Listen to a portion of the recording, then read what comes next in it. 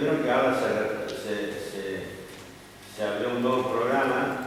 El programa para llegar a la Luna fue conocido como programa COMO. ¿Se acuerdan? Allá estaba hablando de los 60, la primera vez que Estados Unidos comenzó este programa para lograr llevar al hombre a la Luna. ¿Cómo se llama el programa? Exactamente. ¿Usted cree por qué es el Apolo 11 que llegó a la Luna? Porque hubo antes varios Apolos que tuvo problemas. De hecho, tenemos el famoso caso que fue llevado al cine, el problema con el Apolo 13, ¿okay? Que es un evento que fue llevado al cine de la nave que tuvo una, ¿cómo se llama? Un desperfecto en pleno espacio y todo el esfuerzo para traer de regreso a la nave, por ejemplo. Así que el tema es de todos los Apolos. O sea, antes de esto era el tema, la etapa experimental fue todo el programa Mercurio. Entonces, todo los primeros astronautas que lograron, por ejemplo, digamos, llegar a orbitar la Tierra creo que fue el Mercurio 7. Y una que ya más o menos, de hecho hay una película muy interesante, ya es un hecho real, se llama, ¿cómo se llama? Talentos ocultos, una cosa así, que trata acerca de el aporte que ha hecho 3 mujeres, digamos, muy inteligentes de la raza negra, digamos, el comienzo de la NASA, el aporte que ellos han hecho precisamente para que Estados Unidos pudiese, entre comillas, ganar esta carrera contra los rusos para llegar a la Luna. ¿Okay? Así que el programa Apolo, el 11, logró llevar finalmente al ser humano a la Luna, más allá que los terraplanistas insisten con que no llegamos a ningún lado. Y ahora, no me acuerdo cómo se llama, se volvió, Estados Unidos comenzó un nuevo programa para llevar otra vez el hombre a la Luna, y esta vez Argentina participa de este programa a través de 2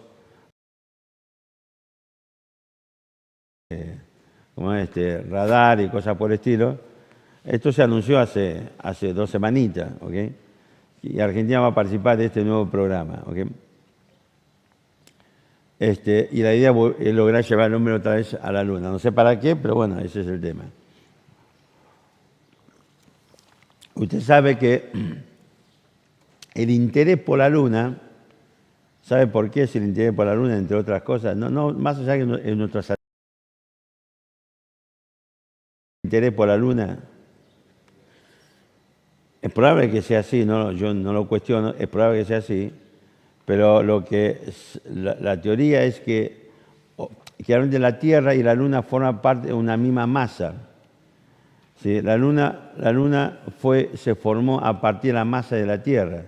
La teoría es que hubo un gran asteroide que tiempo atrás chocó contra la Tierra, reventó, expulsó parte de la materia de la Tierra y por efecto de la gravedad, todos estos materiales no se fue al espacio, sino que se volvió a concentrar y compactarse en lo que es nuestra Luna, precisamente. Salvando la forma como se formó, según la teoría actual, la Luna, es muy interesante cuando Génesis cuenta acerca de que la formación, no la formación, el ordenamiento que Dios ha hecho las 2 grandes lumbreras, uno para el día que es el sol y uno para la noche. O sea, vuelva a su casa, vuelva a leer, realmente entienda. Génesis 1, hay 3 actos de creación, el resto son actos de ordenación. ¿Okay? Dios ordena esta creación. ¿Okay? ¿Por qué? Porque yo creo que la razón por la que Dios nos describe el proceso de ordenación es para que entendamos que este proceso tiene un propósito fundamental en el plan de Dios que tiene que ver con la creación del hombre. Ahora, nosotros tenemos la influencia directa de la Luna sobre nosotros, por ejemplo, las mareas. O sea, quien tiene incidencia directa sobre la marea son nuestra Luna. Por ejemplo, crecimiento del cabello, ciertas cuestiones que tienen que ver con la fisiología de la mujer, como es el tema de la menstruación y cosas por el estilo, forman parte de todo este proceso. Ahora, y el interés de la Luna, precisamente, se supone que si esto es así, Entonces podemos estudiar cómo era la composición de la Tierra primitiva, entre comillas. ¿Okay? Entre otras razones, por qué necesitamos viajar a la Luna o cosas por el estilo. Usted sabe que si usted busca por internet, fíjese una cosita. La Apolo 11 es el cohetito que sacó, ¿sí?, al módulo lunar de la gravedad, o lo liberó de la gravedad terrestre. Y después hubo un módulo que estuvo orbitando la Luna mientras el módulo lunar alunizaba. Por un condito McDonald, de los 3 astronautas, ¿quién era el que estuvo orbitando la Luna? Los 3 astronautas, era el primero que pisó la Luna. ¿Quién fue? Famoso Armstrong, que es el que tenemos esa pisada, esa foto, es el que pronunció esa célebre frase, como era un pequeño paso para el hombre y un gran paso para la humanidad. Un exacto. El módulo lunar se llamaba Mercurio. Si usted busca fotos de ese módulo, usted va a ver que tiene las patas y tiene una base muy grande. O sea, el módulo está sostenido sobre las patas y que termina, digamos, con el pie. Es una gran base redonda. Fíjese un detalle, cuando usted camina, supongamos en la nieve, ¿vieron cómo hace la gente para caminar sobre la nieve? ¿Vieron la película de Cowboy? Antiguamente usaban como unas raquetas, ¿sí? Y es más, lo que se dedican a la construcción, el arquitecto Federico, por ejemplo, yo una vez experimenté una cosita. Mire, estamos en una iglesia que fuimos a ayudar a armar la losa. Usted sabe que ahora, bueno, existe mucho otro método que tiene ladrillo sapo, la vigueta y todo un montón de cosas. Pero antiguamente, la losa que tenía que hacer el cajón, cruzarlo con hierros y sobre eso venía la carga del cemento. Los hierros están cruzados, ¿sí?, uno encima del otro. Y yo recuerdo que estamos arriba del cajón, digamos, armando los hierros. Hay un momento, y después, viste, los atás, hay un momento que estaba acomodando y un hermano, esto le como a 10 metros, pisó uno de los hierros y me aplastó el dedo. ¿Qué significa esto? Que precisamente lo que hace cuando la superficie es grande, la fuerza se divide, se esparce a través de toda esa superficie. ¿Ok? Por eso si vos vas a la nieve, que tiene 1 metro de profundidad, pisás con un tacón, te enterraste. Entonces, usan esa raqueta para que el peso de la persona se distribuya en una superficie mayor y no te hundas. ¿Ok?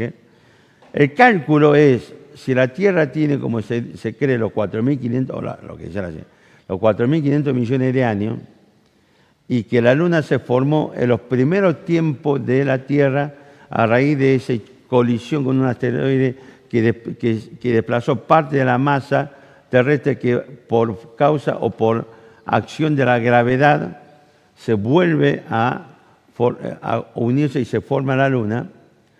Entonces, la Luna, usted sabe que no tiene atmósfera. Así que el cálculo era que por el tiempo transcurrido, la Luna debe tener una capa de polvo muy importante. Entonces, si ese módulo alunizaba, se iba a hundir, por lógica. Entonces le hicieron esas patas enormes para que precisamente distribuya ese peso y no se hunda. Es más, de hecho, las patas son redondas. Esto tiene que ver precisamente también con geometría, con física, o sea, por el estilo, para que la distribución sea pareja, que si tuviera cuadrado, ángulo, la cosa cambia también, ¿ok? Entonces, si usted se fija del pisotón de Armstrong hasta cuando la foto de la base, la pata del módulo lunar, usted va a ver que tiene apenas 1 o 2 centímetros de profundidad. Esto se calculó en su momento, pero después no se volvió a hablar más de esto, porque el gran problema es que es un conflicto. O sea, si tiene esa cantidad de años, entonces debería tener mayor profundidad el peso que ejerce el módulo lunar sobre esta superficie con una capa importante de polvo, y no fue así. O sea, ese evento demuestra que realmente, entre otras cosas, la Tierra y la Luna no tiene el tiempo, la antigüedad que dice, entre comillas, la ciencia más pensante sostiene. Y normalmente, de hecho, hay muchos científicos que te van a explicar que realmente estamos ante una Tierra joven, ¿ok? De hecho, hay un cuestionamiento que hacen los terraplanistas acerca de por qué desde la antigüedad siempre vemos los mismos tipos de estrellas. Usted sabe que las estrellas que usted ve por la noche y que de día también puede verlo, pero no puede ver por efecto del sol, de la luz del sol, son estrellas de nuestra galaxia, la Vía Láctea.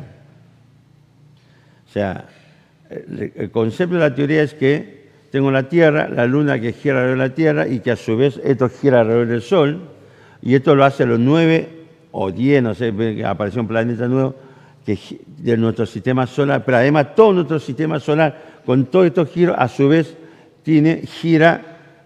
va hacia, entre comillas, como una peregrinación hacia el centro de la Vía Láctea, ¿sí? Se dice que el centro de la Vía Láctea es un inmenso agujero supermasivo, agujero negro, el Sagitario A, que es lo que mantiene unido precisamente la materia de la Vía Láctea. Ahora, si la Tierra tiene esos 4.500 millones de años, los terraplanistas, para decir que la Tierra es plana, se hace una pregunta que es muy interesante: ¿por qué vemos siempre las mismas estrellas? Porque los caldeos, antiguamente, o aún Job habla de Job, el primer libro que se escribió de la Biblia, ¿ok? Hace mención de una serie de constelaciones. ¿Se acuerdan cuando vimos tema en uno de los campamentos? Que es interesante que ese mismo término en hebreo, con una modificación después en Jueces, se transformó ¿en qué cosa? ¿Se acuerdan? En algo bien esotérico de lo que vemos, lo que se habla incluso hoy en día. Búsquelo, lo que se acuerdan, si lo anotaron, después fíjese. Ahora, fíjese un detalle, o sea, eso habla de la deformación de la creación hacia el pecado. Pero es interesante, pero si la Tierra viaja, no me acuerdo si era 300 o 200, 100, no sé cuántos kilómetros por segundo, en este viaje hacia el centro de la Vía Láctea, ¿cómo es posible que tanto tiempo veamos las mismas estrellas? Porque Job habla de constelaciones como Orión, hace mención al cinturón de Orión y cosas por el estilo, lo que seguimos viendo nosotros actualmente. Esto hay todo un debate, y en la ciencia bíblica hablamos de la edad aparente de las cosas, porque te dice, ¿por qué esta cosa tiene tantos años? Decimos que fue creado con una edad aparente, ya fue creado de esta forma, así sucesivamente. Pero bueno, eso es tema de otro bolsa, pero es interesante esto, le digo. Esto viene a cuento de lo que estamos hablando de que realmente la descripción de la Tierra, que es un planeta joven, el universo es joven, ¿ok? Y hay detalles, digamos, de la realidad y que la ciencia no quiere mencionar, que nos describe una Tierra joven realmente. Ahora, es interesante la pregunta que hacen los terraplanistas, pero bueno, no estamos defendiendo a todos estos, ¿cómo se llama?, conspiranoicos y con la Tierra plana y nada por el estilo. Ahora, fuera de toda esta cuestión, los judíos celebran 5.000 y pico de años porque ellos también, para ellos el año nuevo lo festejan desde la creación de Adán. Por eso son los 5.000 y pico años que tienen los judíos, ¿ok?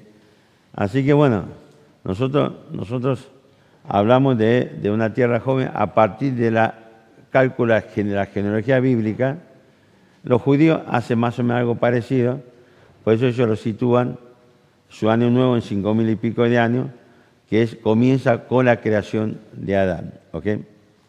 Bien, volviendo a lo nuestro. Es muy interesante este tema, si a que le gusta, por supuesto. Y todo el tema de la discusión acerca de la teoría de la brecha es un tema que en ciertos círculos académicos es muy discutido, este tema de cómo es posible que Dios haya creado una cosa tan imperfecta como es la tierra, lo que dice Génesis 1:2, cuando dice que la tierra estaba desordenada y vacía. ¿Okay? Pero yo creo que le conté cuál es mi respuesta a esa teoría o a ese planteo. ¿Se acuerdan o no? Sí, hablamos en la iglesia. ¿Ok? Pero el tema es esto. Ayer vimos un poco, lo que hay que entender, tenemos que reordenar un poco en nuestra cabeza qué es lo que pasó en Génesis 3 en el huerto de Edén. Y de hecho, deberíamos reordenar un poco el concepto que tenemos de lo que significa la relación del matrimonio, la sujeción de la esposa. Porque en la realidad, en la creación del matrimonio, Eva no tuvo solamente el rol que muchas veces los machistas cristianos actuales le asignan a la mujer. ¿Ok? La realidad es que muchas de las posiciones de los creyentes acerca de la relación entre el marido y la mujer es de corte netamente, digamos, humano y machista. Hemos importado concepciones anacrónicas de este mundo acerca del hombre y la mujer en un matrimonio y le queremos dar este marco bíblico y decimos, la esposa se tiene que sujetar. Lamento profundamente que hasta hoy, incluso en pastores en nuestra comunión, que cree que son súper santos porque dicen que, por ejemplo, la mujer no tiene que trabajar, porque la esposa es para la casa. O sea, es terrible. O sea, yo no te lo acepto si me hablas de esto hace 300 años atrás. Pero son pensamientos absolutamente permitidos y lo que queremos traer a la iglesia actualmente. Es terrible esta cosa. Y reducir, para ser honesto, si muchos incrédulos ven lo que es concepto actual de muchos pastores sobre lo que es el rol de la esposa y dice que la Biblia es machista y tiene razón, ¿qué quiere que le diga? La creación de Eva, ¿sí?, tiene que ver con la absoluta necesidad, imperiosa necesidad. La única persona que puede realmente cumplir con la imperiosa necesidad de Adán de cumplir con el pacto, digamos, establecido con Dios, es la mujer. De hecho, yo no escuché hasta ahora ningún estudio acerca de qué significa la palabra ayuda en hebreo, qué significa la palabra idónea en hebreo. Usted se puede sorprender que la palabra ayuda en hebreo habitualmente o casi en su totalidad hace referencia a la ayuda de Dios. Cuando Salmo 121 dice, alzaré mis ojos al monte, ¿y de dónde vendrá mi ayuda? Mi ayuda viene de Jehová. Bueno, esa es la palabra que se refiere a la mujer en Génesis capítulo 2. Si la mujer viene a ser la esposa viene a ser el complemento perfecto para el cumplimiento del plan y el propósito de Dios para el hombre, para la mujer, para el matrimonio y cosas por el estilo. No es el concepto sujeción que un hombre debe precisamente pisar la cabeza a la mujer y decir, obedece mujer, porque yo soy el hombre de la casa. Es terrible, pero esto ocurre lamentablemente hoy por hoy, incluso actualmente en muchas iglesias y en la vida de pastores incluso. Así que el problema es con Eva no es meramente que no obedeció, no se sujetó a su marido. El problema es que Eva, la gran responsabilidad de Eva es que habiendo un mandato de Dios, habiendo una clara, es más, de hecho la palabra idónea tiene una connotación de adelante de. O sea, nuestra mujer no tiene que caminar atrás nuestro. Esto es como la historia de en Vietnam había una base militar norteamericana y un día un soldado que estaba haciendo guardia ve pasar una pareja de vietnamitas. Y el hombre venía caminando adelante y la mujer venía atrás, cargado hasta el cogote, unos pasos atrás, pero cargado el mango. Y el soldado dijo, uy, qué feo el espectáculo. Se acerca y le dice al vietnamita, dice, señor, mire, es su esposa, no es una mula carga, el otro patatí. Y el hombre lo mira y dice, es nuestra costumbre.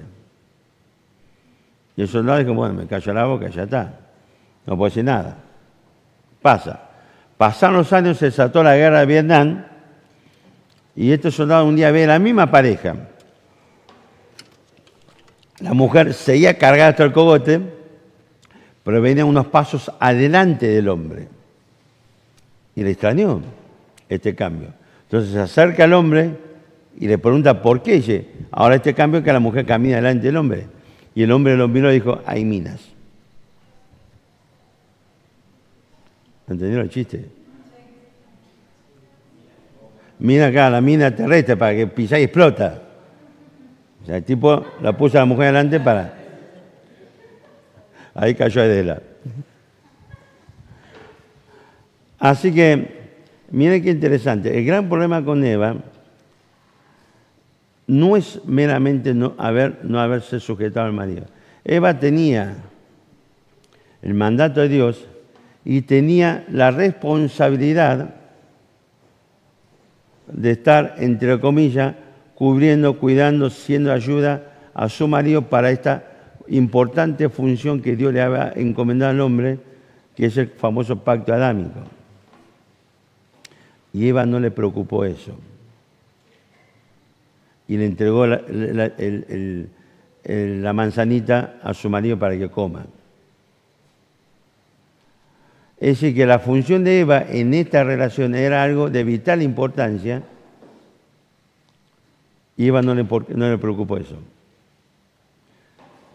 Es un poco como pasa con nosotros. Esta vital importancia a nosotros de ser los unos a los otros y queremos deformar la palabra de Dios para que sean los unos hacia uno, entre comillas. Entonces hay muchas cosas que hay que analizar, los primeros capítulos de Génesis, y hay que hacer una relectura de todas las cosas. ¿Okay? Y simplemente les cierro para que tengan una idea. El hecho de haber traído los animales para que a Adán le pongan nombre, ¿sabe qué es eso? Es un acto de soberanía. Adán es el señor sobre la creación. Dios le dio ese señorío. Si usted se fija en la antigüedad, es muy común que la gente le pida a los reyes, a los serenos importantes, que le den nombre a sus hijos. Cuando los conquistadores llegaban a un lugar, ¿sí?, conquistaba, tomaba posesión del lugar en nombre del rey y nombraba el lugar, porque esa era su facultad, en nombre del rey. De hecho, fíjese que, esto lo hemos visto, a diferencia de los ingleses y de españoles, cuando los gallegos llegaron acá, por la fuerte influencia de la religión, que antes le daban nombre de los santos y cosas por el estilo. Fíjese que cuando en la segunda fundación de Buenos Aires, cuando llegó don Garay, le dio nombre a la ciudad que fundó y al puerto que fundó. ¿Se acuerdan? ¿Cómo se llamó la ciudad y cómo se llamó el puerto? La ciudad se llamaba Santísima Trinidad y el puerto se llama de los Buenos Aires, de la Virgen, los Buenos Aires, no sé qué cuerno, una cosa, ¿sí? Pero el puerto fue tan importante que terminó fagocitando el nombre de la ciudad. Nuestro nombre, la ciudad de Buenos Aires, viene del nombre que Garay le ha dado al puerto de la ciudad de Buenos Aires. Nuestra Virgen, no sé, de los Buenos Aires, no sé qué cosa, y quedó así la ciudad de Buenos Aires. Pero la ciudad que fundó Garay era la Santísima Trinidad. Estados Unidos, o ingleses, la primera, digamos, colonia que funda Inglaterra en Estados Unidos, o lo que es actual Estados Unidos, ¿se acuerda cómo se llamaba? ¿No? Que ahí tuvo Pocahontas. Miren, si vieron la película Pocahontas, a ver, el dibujito de Disney no es así. Fue muy triste la historia de Pocahontas, realmente. Realmente fue una princesa cherokee. Usted va a Estados Unidos, va a lo que es la ciudad de Williamsburg, y ahí puede ir, está muy cerca, la ciudad de Jamestown. La primera ciudad que funda la colonia se llama Ciudad de James, que era el rey Jaime, que era el rey de Inglaterra en ese momento. Entonces los colonizadores, los conquistadores venían con la bula real, eran los adelantados que tenían la autoridad de nombrar lugares, animales, lo que se le antoje la gana. Eso es un acto de soberanía, de señorío. ¿Ok? Los padres ejercemos ese acto con los hijos, al darle un nombre, por ejemplo. ¿Ok? Y Adán estaba haciendo eso. Adán estaba en cumplimiento del pacto adámico, y que Dios le entregó el señorío sobre la creación, Génesis capítulo 1, a partir del versículo 28 hasta el final.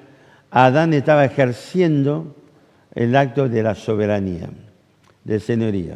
Evidentemente, no sé cómo fue, pero todo acto de gobierno, de liderazgo, ejerce una gran presión y carga sobre cualquiera que ejerce ese acto de liderazgo.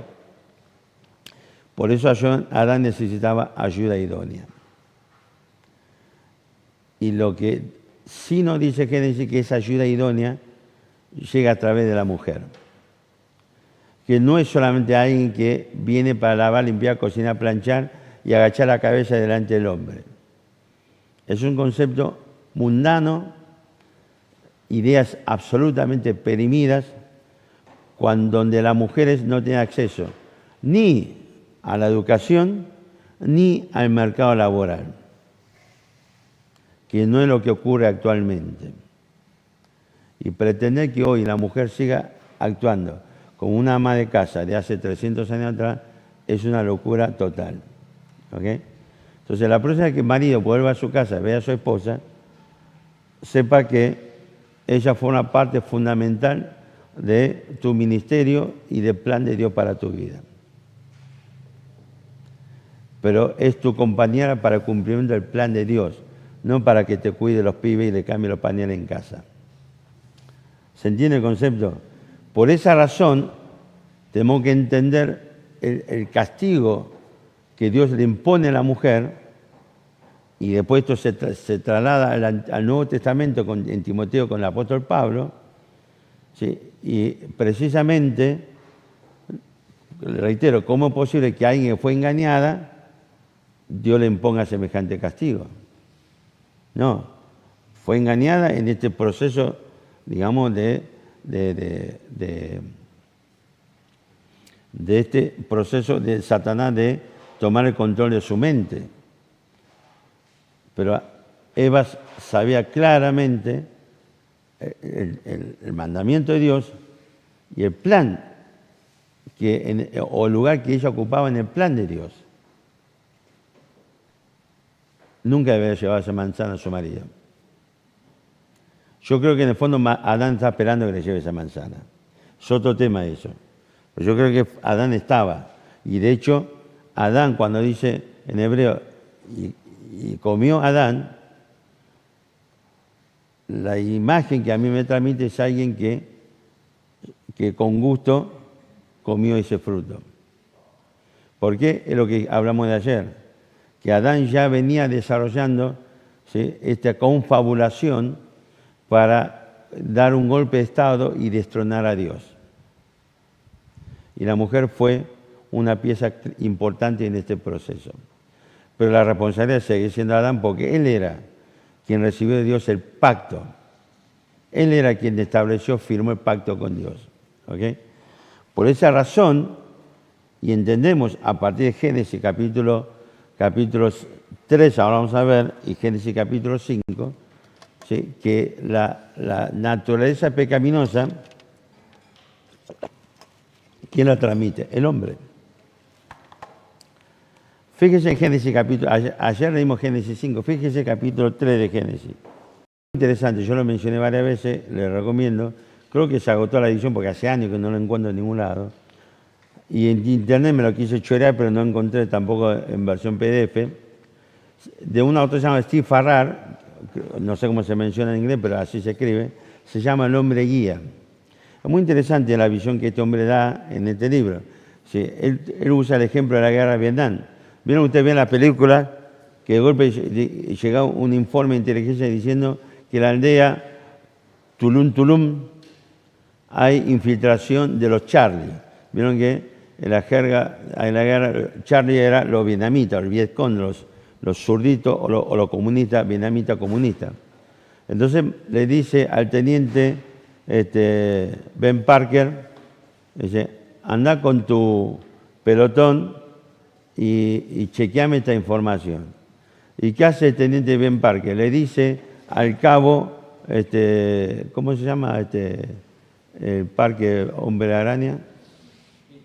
Le dice a Peter Parker, al cabo le dice, lo designa como el hombre guía, lo manda adelante de todo, camina unos pasos adelante y es el encargado de avisar atrás lo que pasa. ¿Vieron la película Yankee? ¿Viste? De golpe el tipo adelante y atrás paran todo. Y no sé, y todo el mundo se agacha. Y atrás está diciendo, ¿qué dijo el borracho? No, pero vieron que hace toda esa escena. Y ahora, si este hombre guía se equivocó, cayeron todos en una trampa y terminan en una mina, en un campo minado, o termina acribillado. Y entonces el tipo dice algo muy interesante. Si imaginate que ese Peter Parker que está delante sos vos. Lo que viene atrás es tu familia. Cuando el hombre guía gira hacia atrás, lo que ven es a su esposa, a sus hijos. Es una visión muy interesante sobre el rol del hombre y la mujer en el matrimonio y en la familia. Yo creo, fíjese, cuando a veces, bueno, uno ya se pone en perro, ¿no? Cuando me ha pasado hombre que me dice, yo soy la autoridad en casa y en casa se hace, o sea, yo soy el que mando, ok. Entonces le pregunto, tu esposa hace siempre lo que vos decís, sí, ella tiene que obedecerme, ok. Te pregunto, ¿tu esposa hoy tiene puesto una bombacha? Y me mira diciendo, ¿por qué? Te pregunto además. Y sí, me dice, ¿te preguntó qué bombacha usar hoy? Te preguntó qué color se levantó y dijo, mi amor, ¿tenés bombacha color rosa, lira, petróleo crudo, que el otro? ¿Qué uso? ¿O usó lo que se le cantó la gana? ¿Te preguntó qué tiene que cocinar hoy? No, bueno, entonces tu esposa no es obediente, che. Entonces fíjese, más allá de lo grotesco de este planteo, en el fondo, de alguna forma, existe este concepto de división. ¿Okay? Entonces, realmente el hombre es responsable del desarrollo espiritual de la familia. No hay ninguna duda sobre eso. Pero el hombre no es el dueño de todo lo que se debe hacer en mi casa. Mi responsabilidad como cabeza del hogar es guiar a mi familia por el sendero del Señor. Llevar a mis hijos al conocimiento de Cristo, guiar a mi familia hacia el servicio a Dios y guiar a mi familia hacia el amor hacia Cristo y lo que significa vivir conforme a la voluntad de Dios. Pero yo no le voy a decir a mis hijos qué carrera tiene que estudiar. No le voy a decir a mis hijos tiene que casar. Eso es una responsabilidad de ellos. Pero si yo, como cabeza del hogar, tengo que establecer las reglas claras de carácter espiritual en mi casa. ¿Cuáles son los principios espirituales que debe guiar mi casa? Y esto yo, como marido y padre, no puedo fallar, no debo fallar. Esto es un poco... Y contrario a lo que se piensa, habitualmente le digo, yo no soy responsable, por más que sea un borrachín, responsable de la situación espiritual de mis hijos. Mis hijos no rechazan a Cristo, no porque yo soy mal padre. Y ellos van a tener que responder delante de Dios, no porque yo soy mal padre, sino que ellos van a tener que responder delante de Dios por su propia vida, porque si ellos no creen en Cristo porque yo soy mal padre, entonces mis hijos no tienen responsabilidad delante de Dios. Por culpa mía no creyeron. Pero ellos son responsables igual. ¿Ok? Ahora fíjese, ahora vamos a llegar a este punto en un ratito. Génesis 3:15. Alguien con voz muy fuerte. Hasta ahora solamente le hicieron a las mujeres. ¿Qué quiere que le diga? Los hombres brilla por su ausencia.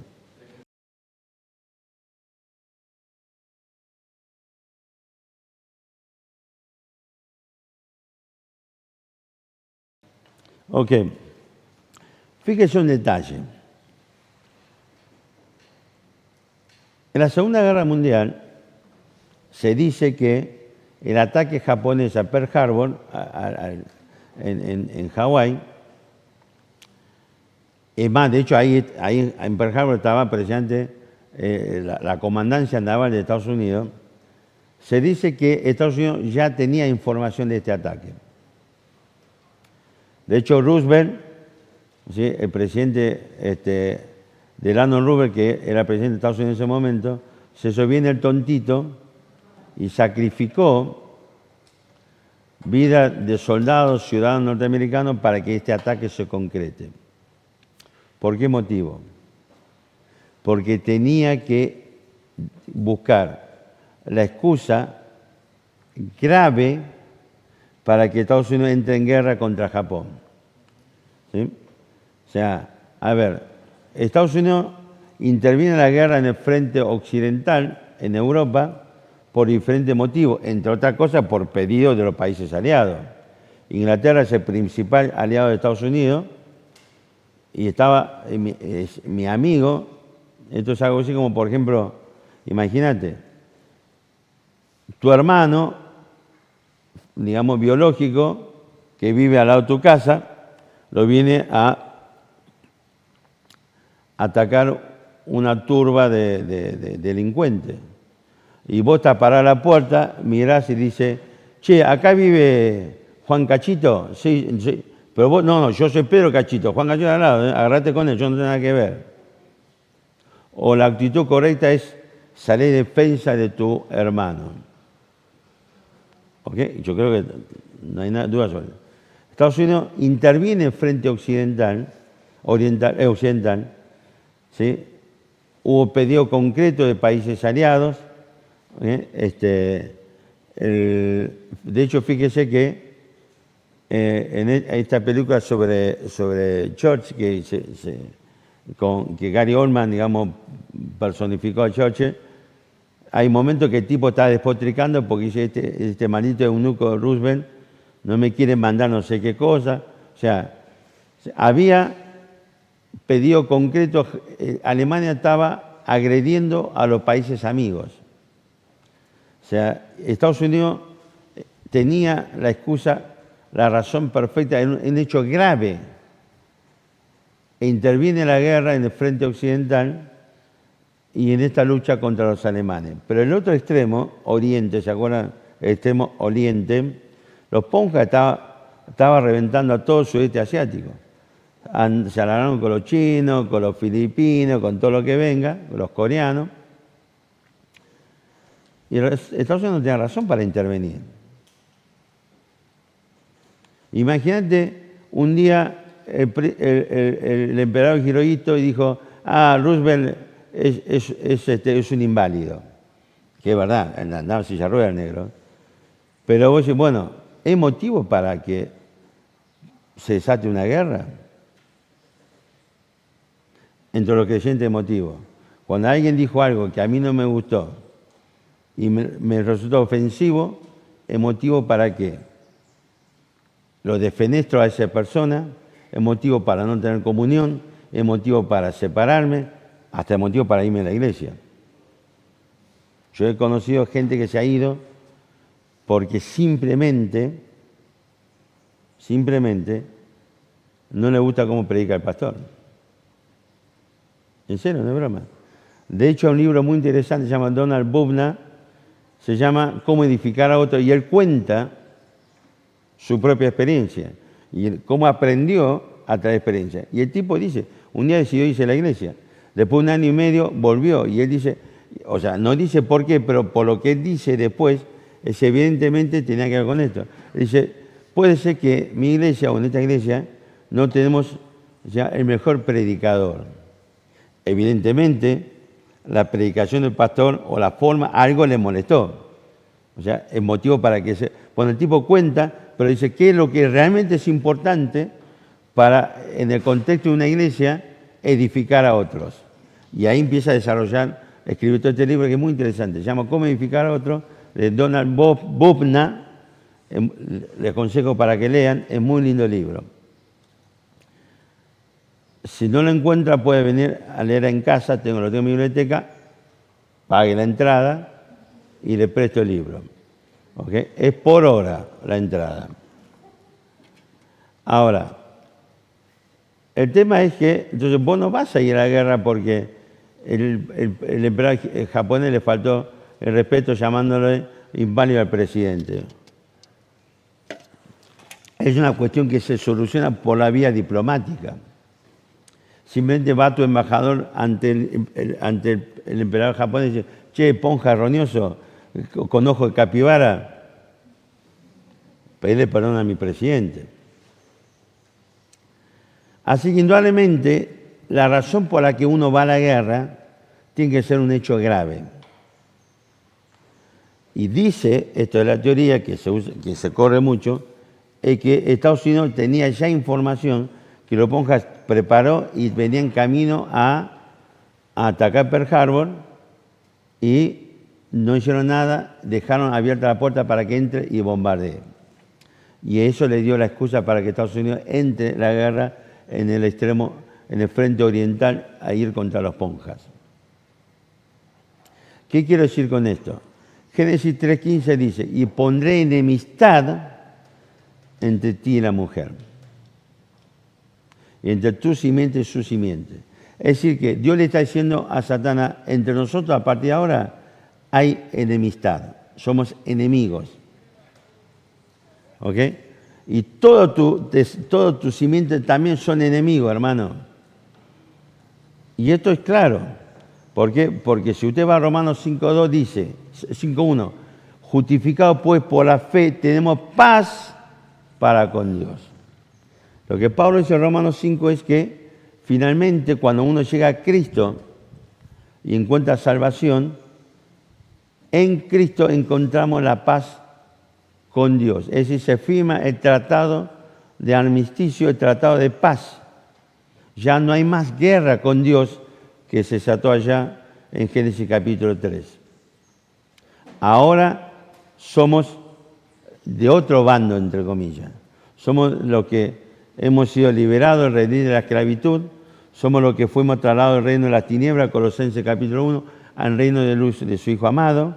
Ahora ya no somos esclavos del reino de la esclavitud, sino que somos ciudadanos del cielo, y así sucesivamente. Pero a no ser que usted me muestre con la Biblia otro lugar donde se produjo este estado de beligerancia, mi Biblia me dice que este estado de beligerancia se desarrolló en Génesis 3:15. Génesis 3:15, Dios estableció claramente que ahora entre vos, la mujer, entre tu simiente y su simiente, va a haber guerra. Somos enemigos. ¿Se entiende el concepto? es evidente que el pecado de Adán tuvo una magnitud de tal importancia o trascendencia que Dios le declara la guerra a Satanás. Pero lo más importante de este pasaje, o algo mucho más importante, no es que ahora Satanás y su descendencia somos enemigos de Dios, entre comillas. Porque recuerden que porque la Biblia divide la humanidad en dos grupos, no gentiles judíos, sino que en Cristo o a través del Evangelio se nos dice que están lo que pertenece, lo que son del primer Adán, y Pablo dice que en primer Adán todos mueren, y en el postrer Adán todos somos vivificados. Ahora que Cristo murió, el mundo se dividió en dos partes, lo que son parte del primer Adán, que es solo que Cristo le dice que son esclavos del pecado. Fíjese que una de las figuras de la salvación es la redención. ¿Qué significa redimido? La redención es la liberación, por ejemplo, de un esclavo mediante el pago de un rescate. Vos rescatás a alguien y pagás por ese rescate. Entonces vamos a ver que en el Nuevo Testamento Dios utiliza tres palabras para que se traduce como redención, que describe la totalidad de la obra de Dios en el acto de la redención. Pero para que exista la redención tiene que haber un redil de esclavitud. De hecho, la primera palabra que en el Nuevo Testamento se traduce como redención es la palabra agorazo. Agorazo significa la existencia de un mercado de esclavos. Cristo en Juan 8 le dice a los judíos, vosotros sois esclavos del pecado porque hacéis pecado. Sin Cristo somos todos esclavos del pecado. Y estamos en Adán. Y en Adán todos mueren. ¿Ok? Ahora, fíjese un detalle. Génesis 3.15 dice, ¿se acuerdan? Le dije la palabra cuando en Génesis 3.15, ¿dónde está? Me parece, dice, la palabra simiente en hebreo puede referirse tanto a simiente genéricamente, toda la descendencia, o a una persona, a un simiente en particular. ¿Ok? O sea, como uno dice, todos ellos son mis descendientes. Y el presidente de los Estados Unidos es también mi simiente o mi descendiente. O sea, lo puedo usar tanto en términos genéricos como a uno en particular. Cuando habla de la serpiente, indudablemente, habla de la serpiente y de su simiente, porque a partir de ahora el mundo entero está bajo la esclavitud de Satanás, y se nos dice Apocalipsis, o la Biblia, que Satanás mantiene el dominio sobre los hombres mediante el dominio de ¿qué cosa? De la muerte, por ejemplo. Pero la mujer dice algo muy interesante, pondré enemistad entre ti y la mujer y entre su simiente.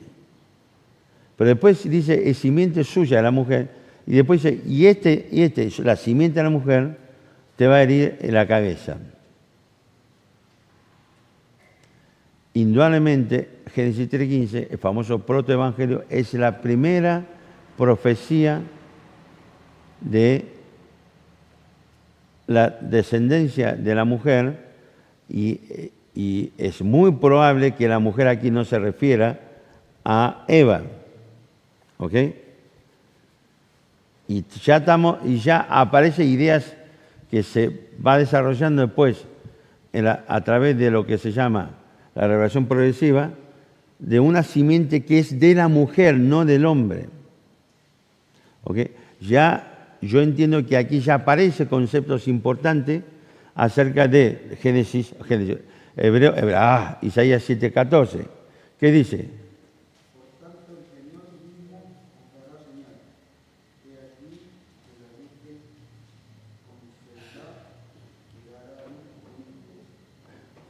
Exactamente, ahí nomás.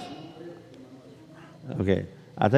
Fíjese que Isaías nos profetiza acerca de que Dios con nosotros, o sea, el Mesías va a llegar a través de una virgen, que la virgen va a concebir y va a dar a luz un hijo. ¿Okay?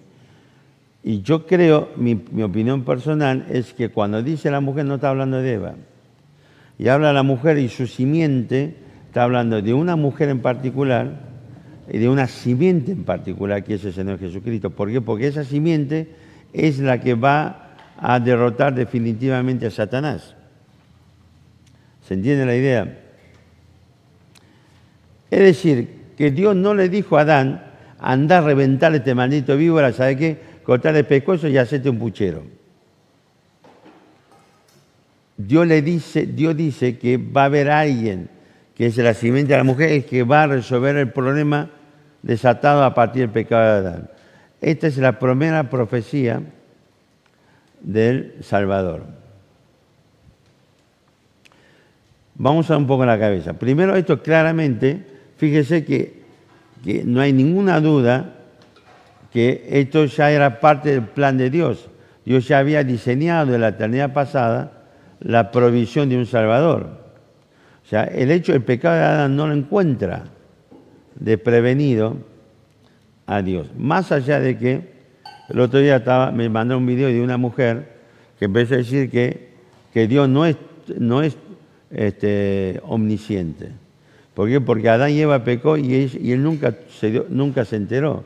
Por eso preguntó, ¿dónde estás tú? A mí me hubiese gustado decirle, pero infradotada, lee la Biblia y entender por qué Dios hizo esa pregunta. No es que Dios no sabe lo que pasó, sino que Dios hizo una pregunta con un objetivo claro. ¿Ok? Y inmediatamente que el hombre pecó, Dios ya dice, está preparado la solución del problema del pecado. Fíjese que la promesa de Salvador llega con ¿qué cosa? Con el pecado de Adán. ¿Sabe qué significa esto? Uno, indudablemente estamos hablando que la consecuencia del pecado de Adán, lo que le dije ayer, todavía no sabemos hacia dónde explotó y hacia dónde llegó la onda expansiva y la sequía de esa explosión del pecado de Adán. No lo sabemos. Pero lo cierto es que el ser humano es incapaz de lograr juntar todas las partes y resolver el problema. Tiene que ser un ser omnisciente, ¿sí? Y omnipotente y omnipresente. Y es Dios. ¿Se entiende la idea? Ahora, quiero que piensen ustedes. ¿Cuál es la consecuencia más importante para nosotros? El hecho de que Dios dice, la simiente de la mujer es la que va a reventar a Satanás. Más o menos ya lo dije recién. Si usa un poco la cabeza, la tienen que sacar. Es un principio fundamental que está en el Evangelio y que tiene que ver con nuestra salvación. Gente, fuera de Dios no existe nada ni nadie que sea capaz de solucionar el problema del pecado. Dios ya no está diciendo, Adán, vos no lo vas a poder resolver, ni tu descendencia.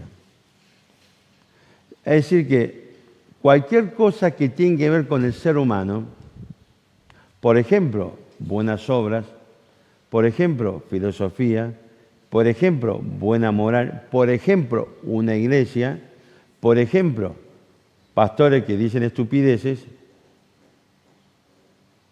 nada que tenga que ver con el ser humano puede darte salvación. No importa lo que confíes, si no es Dios y particularmente la persona de Cristo, no hay salvación. ¿Ok? Uno puede confiar en un montón de cosas. Muchachos, conté la historia de mi papá. Mi papá falleció a los 49 años. Después de 3 operaciones, una por año, desde los 46 pirulos, y después la última operación estuvo 1 año prácticamente internado, hasta que finalmente los médicos dijeron, che, lléveselo, esto no camina más. Así que lo trajimos a casa. Y yo recuerdo, llegué de la escuela un día y mi casa era una tumba. ¿Qué pasó? Los médicos dijeron, lo tengo que operar otra vez por tercera vez. Y que el pronóstico venía muy mal.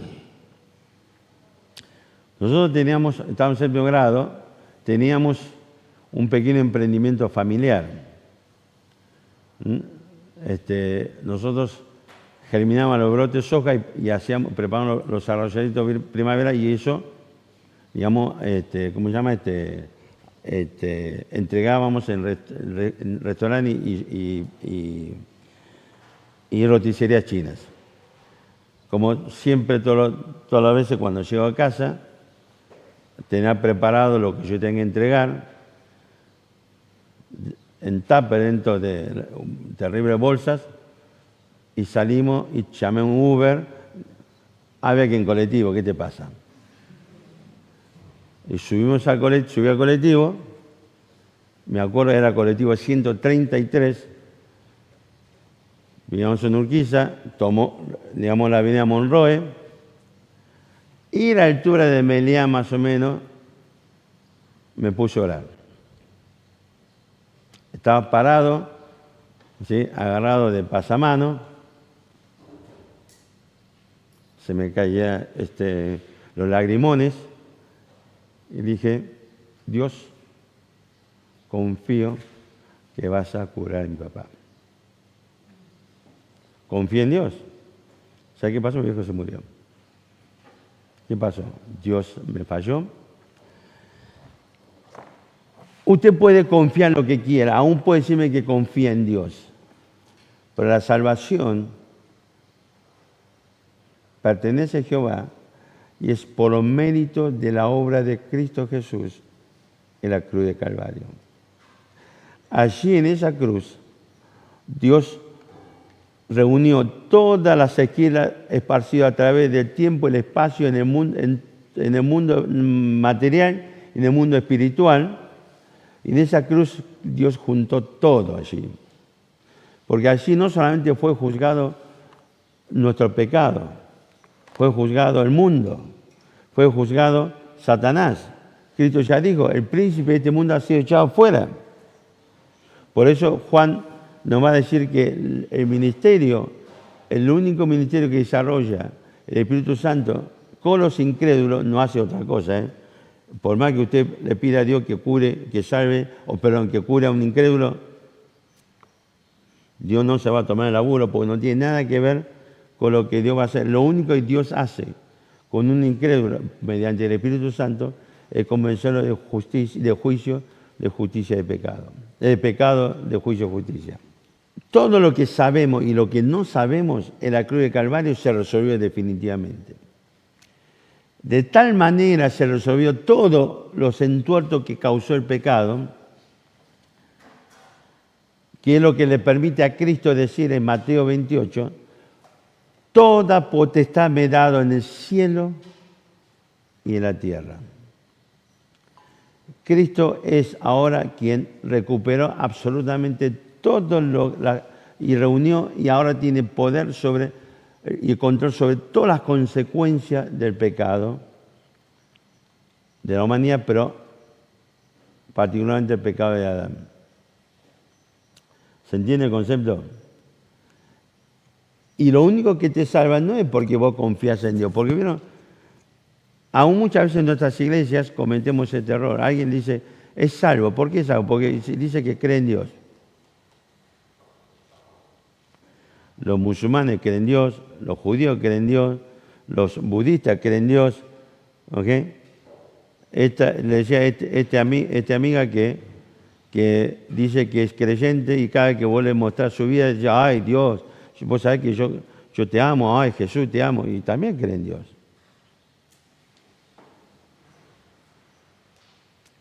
Pero el mero hecho de mencionar a Dios no te da la salvación. El hecho que yo haya dicho, Dios, yo creo que confío en vos, que no quiere decir eso me ha dado un estatus especial diferente. Estaba en la misma categoría de cualquier incrédulo. Es imposible que mi oración pueda llegar a la presencia de Dios, porque mi relación estaba cortada con Dios. Éramos enemigos. Y el único que puede traer paz en esta relación es Jesucristo. Así que no importa lo que confiabas, en quién depositaba tu confianza. Uno de los primeros amigas y hermanas de la fe en Cristo, cuando creí en Cristo, llegué a la iglesia, era la hija de mi primer pastor. A los 18, 19 años, ella ya estaba bautizada. A los 18, 19 años, de hecho, ella estaba al frente de una clase de chicos en la escuela dominical. Pero a los 18, 19 años en promedio, un día nos avisan que esta chica se va a bautizar. ¿What? No era bautizada, che. Y después ella nos cuenta su testimonio. Yo siempre confié, dice, que era salva porque era la hija del pastor. Y una vez en una predicación entendió claramente la diferencia. Y allí ella puso su fe y su confianza en Cristo para salvación. Los pastores tenemos tendencia muchas veces a cometer estos errores. Nuestros hijos crecen en un contexto de casa donde está la Biblia, se habla de Dios, se canta himno, coritos, y desde que nace está yendo a la iglesia. Y es muy común que nuestros hijos, y de muchos creyentes pasa igual, muchos que termina confundiéndose, que cree de alguna forma que ya es salvo. Y pasa. Y muchas veces nosotros los padres, los pastores, que nuestros hijos oren y te da un versículo de memoria y te dice yo mañana quiero ser pastor y no sé cuánta cosa más, decimos son salvos. Las pestañas. Porque nunca, es más, de hecho, vamos a ver después cuáles son las evidencias realmente de una salvación. Y vivimos confiados que ellos son salvos.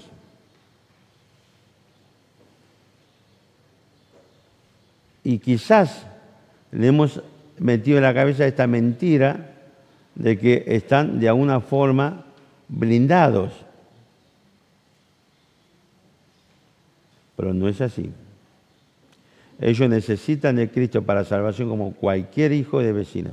Pero encima, en nuestras iglesias hay una muy mala costumbre. Porque encima los hijos de los pastores creen que pertenece a una casta especial y así se lo hace sentir tanto los padres como el resto de la iglesia.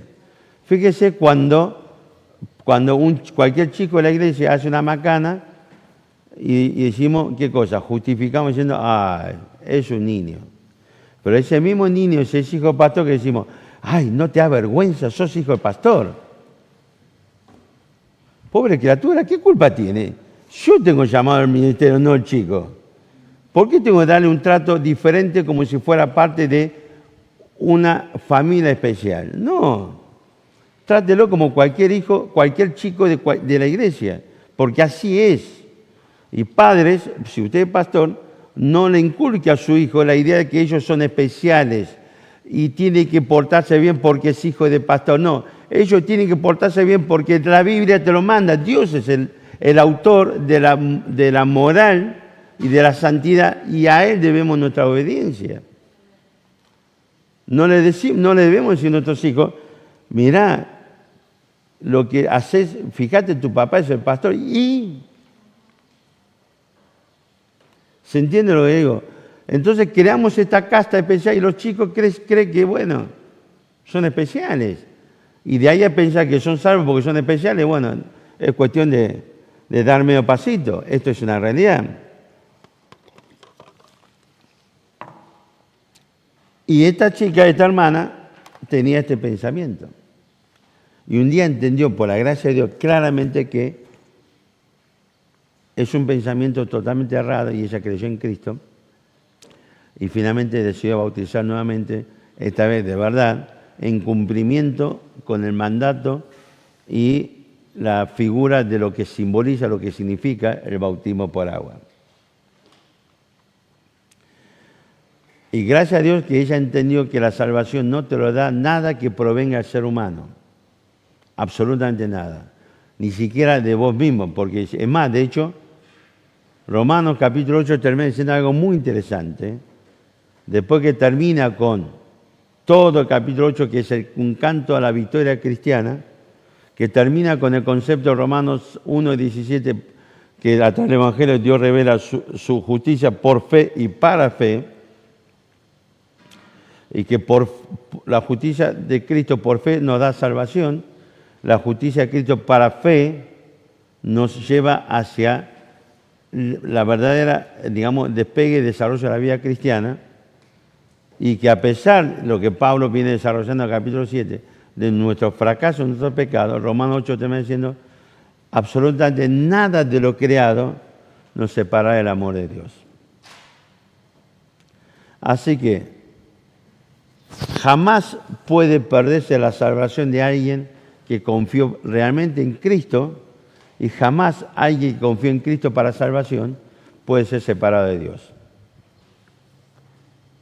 ¿Ok?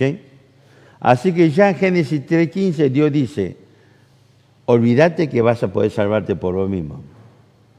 Olvídate que vas a resolver este problema. El único que puede hacerlo es Jesucristo, es Dios mismo.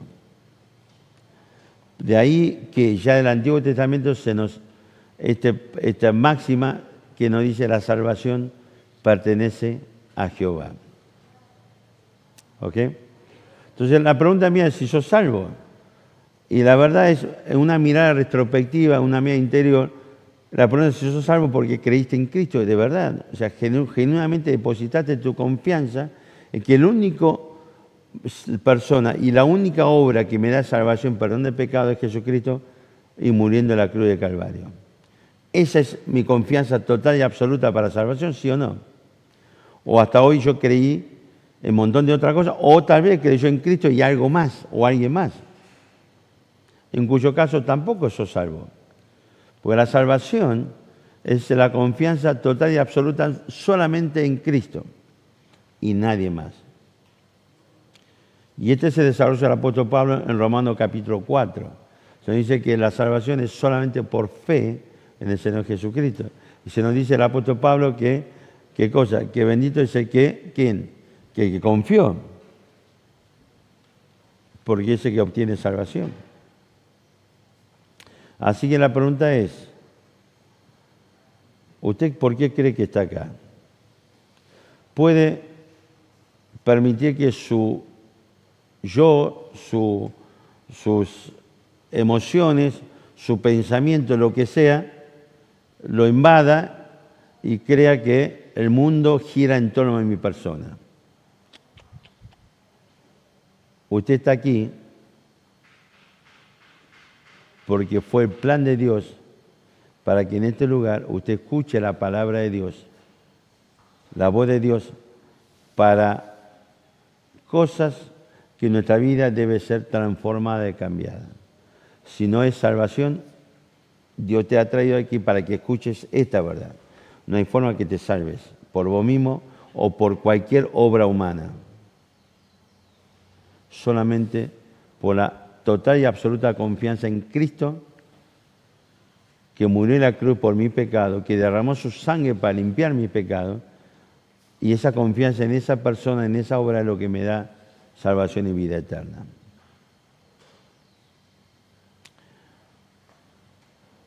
Y si hoy por la gracia de Dios ya sos salvo, gracias al Señor,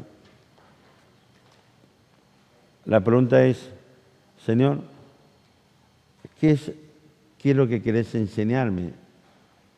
¿Qué querés que yo cambie? ¿Qué querés que yo incorpore? ¿O qué querés que quite de mi vida para que a través de una vida más, digamos, trabajada en según tu palabra, para que te glorifique?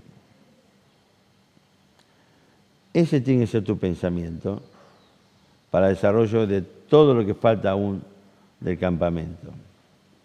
A no ser que usted cree que realmente llegó por azar. Anoche tuvimos un pequeño conflicto. La verdad que yo, después que pasó, yo dije, ¿por qué tuve que tener ese maldito pensamiento en la playa? Por un momento en la playa, mirando todo, jugar esto, yo dije, bueno, Señor, quizás este va a ser el primer campamento que en 20 años no tengamos grandes conflictos, o no tengamos conflictos. ¿Sabe cuál fue el problema? Porque ese pensamiento me llevó a bajar la guardia y no prestar atención cuando el diablo quiere meter la cola y causar problemas.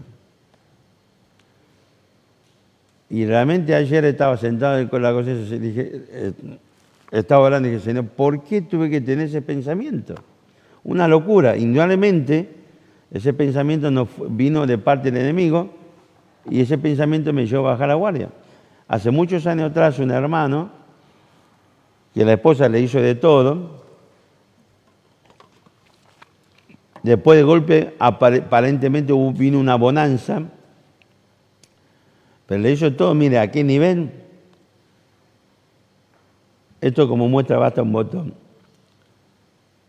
Ellos tenían la casa y un local enfrente y la mujer se levantaba a las 3 de la mañana para abrir la puerta del local para que entre unos camioneros, porque está en Matadero, que venían a laburar, y la mujer se dedicaba a complacer a los camioneros, entre otras cosas. ¿Ok? Y después supuestamente se arrepintió, volvió, que esto y lo otro. Y yo me acuerdo que era un día viernes, estaba en la oficina y yo dije, che, esto está muy calmado, loco. Está muy tranquilo todo. Como que volvió y no pasó nada más. Y es todo paz. Dije, no sé, no me gusta. Me fui a la oficina, a la casa de este hermano y dije, negro, levantá la guardia.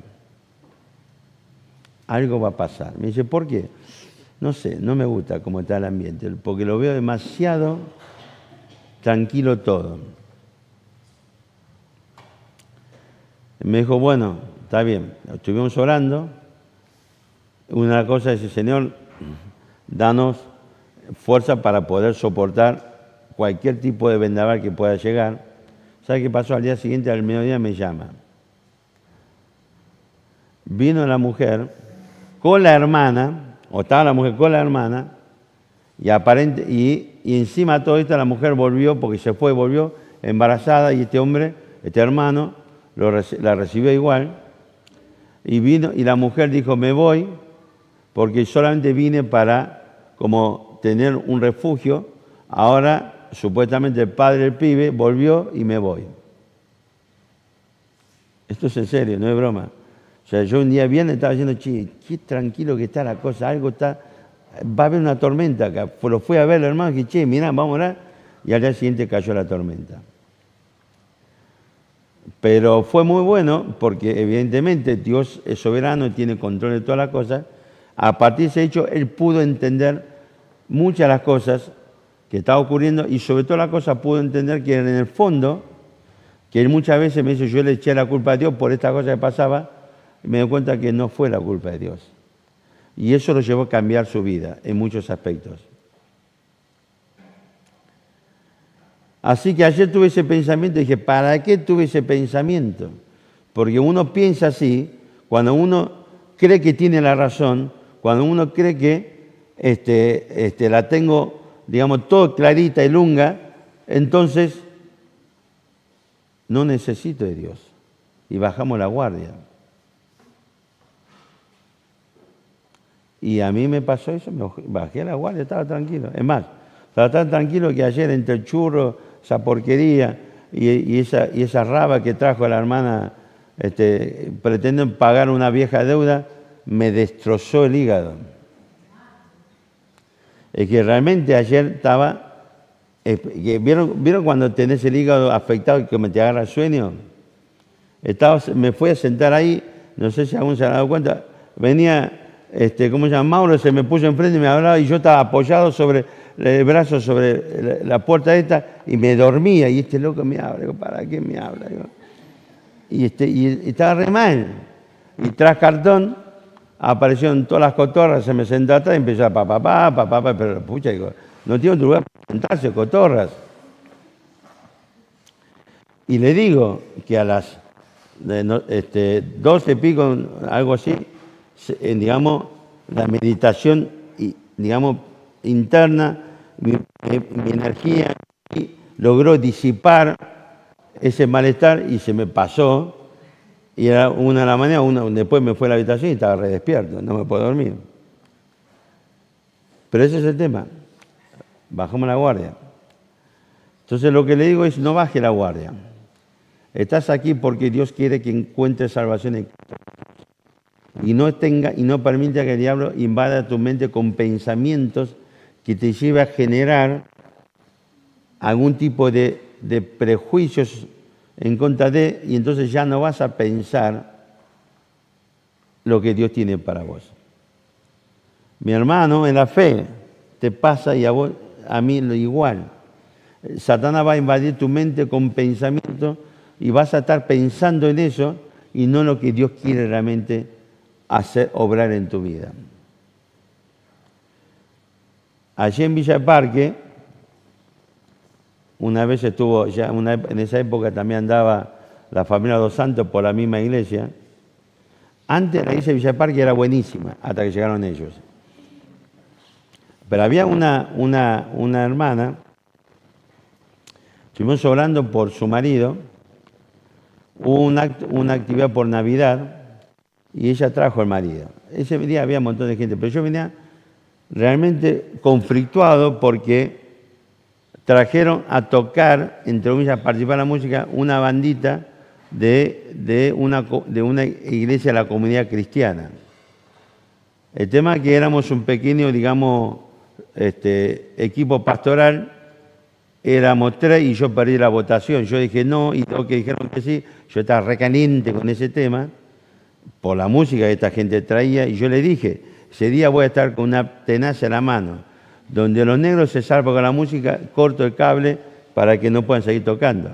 Yo estaba tan concentrado en eso que no me di cuenta que el marido de esta mujer vino a la reunión y no lo saludé. Y la hermana se quedó re enojada conmigo porque yo no había saludado al marido. Conclusión, mi mente estaba ocupado en cosas que no me permitió ver lo que realmente era importante.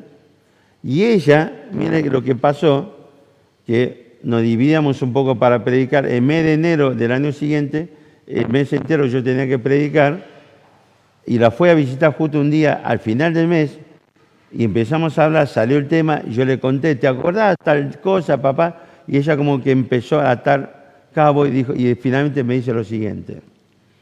La verdad tenés razón, pero yo estaba tan enojado con vos que no pude escuchar nada de lo que vos compartiste de la Biblia. Lo único que yo te veía enfrente a hablar y yo pensaba, por mi enojo, que vos no saludaste a mi marido. Qué terrible. Cuando el diablo te llena tu mente con estupideces, te hace perder el foco de lo que realmente es importante. Dios quiere hablarte. Y nosotros necesitamos escuchar la voz de Dios. Y lo estamos perdiendo por no concentrarnos en la palabra de Dios y permitir que el diablo llene nuestra cabeza con tontería que no tiene que estar allí. Recuerden que lo que siempre decimos, la batalla espiritual se libra por excelencia ¿en dónde? ¿Se acuerdan? En nuestra mente. Quien tiene el control de tu mente, tiene el control de tu vida. Génesis 3, del 1 al 5, fue esta batalla. Satanás vino para tomar control de la mente de Eva. Empezó a razonar, empezó a argumentar, finalmente logró imponer su pensamiento sobre el pensamiento de Eva, y Génesis 3:6 dice, y vio la mujer. ¿Ok? Eva perdió esta batalla de control de la mente. ¿Ok? Vamos a ver un poco de esto después en Efesios 4 también. Pero el punto central es esto, mis hermanos. Lo que ha ocurrido allí en el huerto de Edén fue algo muy grave, que lo llevó a Dios a declarar la guerra a Satanás. Y en ese proceso Dios prometió que iba a resolver el problema del hombre. Y también Dios nos dijo, no lo vas a resolver vos, lo voy a resolver yo, porque el ser humano, ni nada de lo que el ser humano haga o crea o lo que sea, va a tener poder para resolver el conflicto del pecado y con Satanás. Y sabemos ahora que la simiente de la mujer es Jesucristo. Y solamente Él puede darnos perdón de pecado, vida eterna y salvación. Es el único que puede resolver el problema del conflicto del pecado en nuestra vida. Y la pregunta es si vas a venir a Cristo para salvación y perdón de pecado. ¿Vendrás a Cristo? Mi hermano en la fe, ¿escuchaste la voz de Dios en estos tiempos, en estos días? Tal vez nuestra mente estuvo ocupada en un montón de cosas, el diablo se encargó de llenar de cosas y nos olvidamos que fuimos traídos por Dios con un propósito.